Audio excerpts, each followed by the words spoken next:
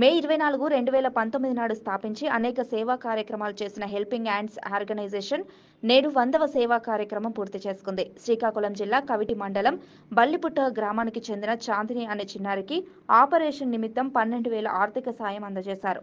ఈ సందర్భంగా వారు మాట్లాడుతూ ఇప్పటివరకు దాదాపు 10 లక్షల రూపాయలకు పైగా పేద కుటుంబాలకు సేవా సంస్థ ద్వారా ఆర్థిక సహాయాలు అందించామని, భవిష్యత్తులో కూడా అనేక కార్యక్రమాలు నిర్వహిస్తామని తెలిపారు. ఈ కార్యక్రమంలో గ్రూప్ సభ్యులు, గ్రామ పెద్దలు, యువత పాల్గొన్నారు. మా సేవా సంస్థ పేరు హెల్పింగ్ హ్యాండ్స్ ఆర్గనైజేషన్. ఒక 5 మందితో ప్రారంభమై ఈరోజు చాలా కుటుంబాలకు సహాయం చేస్తూ వస్తున్నది హెల్పింగ్ హ్యాండ్స్ ఆర్గనైజేషన్. ఇది మా 100వ ప్రోగ్రాం.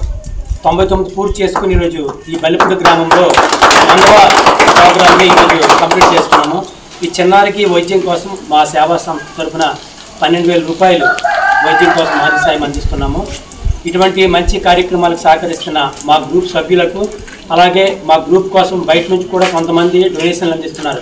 వారందరికీ కూడా ఈ సందర్భంగా ధన్యవాదాలు తెలియజేస్తున్నాం. అలాగే ఉద్దాన ప్రాంతంలో చాలా సేవా సంస్థలు కూడా ఉన్నాయి. ఈ పేద పిల్లలకి మిగతా సంస్థలు కూడా ముందుకు వచ్చి వైద్యం కోసం ఆర్థిక సాయం అందిస్తారని మా సేవా సంస్థ తరఫున కోరుతున్నాం.